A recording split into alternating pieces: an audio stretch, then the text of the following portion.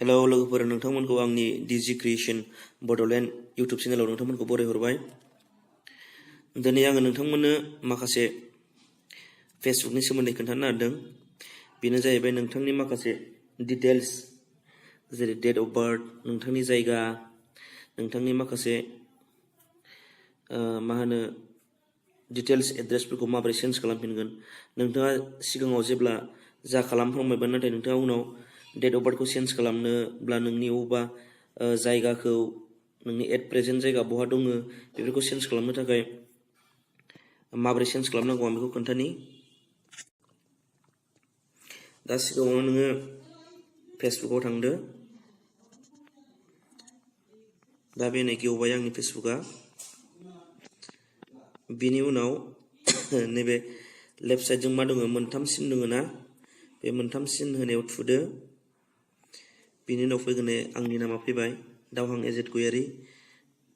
फार्स्टआवनो ओंखारगोन नै, बे फार्स्टनियावनो थुदो नोङो। बेवहाय थुनायनि उनाव गाहायाव नायदो, नै एडिट प्रफाइल दं। एडिट प्रफाइलाव थांनानै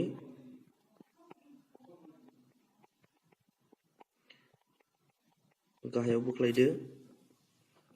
नै एड फिचार फट' दङ, एडिट डिटेल्स दङ। नै बेवहायबो सोलायनो हागोन नों माखासे। नै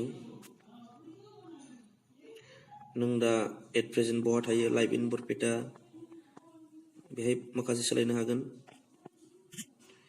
बेनि अनगायैबो एडिट लिंकखौ नों एडिट खालामनो हागोन। दाना नोंनि डेट अफ बार्थ माबाखौ, माखासेनि फुल डिटेल्सखौ चेन्ज खालामनो थाखाय गाहायाव दङ, नै गाहायाव मा दं, एडिट इउर एबाउट इनफो दङ, इनफरमेसन हो, बेवहाय थुना होदो। नै बोख्लायदो, बेनो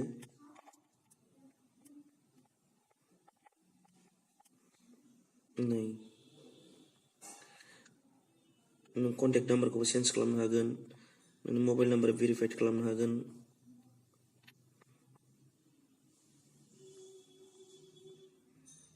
ओमफ्राय नै डेट अफ बार्थ दङ, जेन्डार मेल फिमेल सोलायनो हागोन। बिनि उनाव लास्टआव सेभ खालामबानो जाबाय। बेखिनियानो नोंथांनि फेसबुकआव माबोरै सोलायगोन आरो नोंनि डिटेल्सफोरखौ।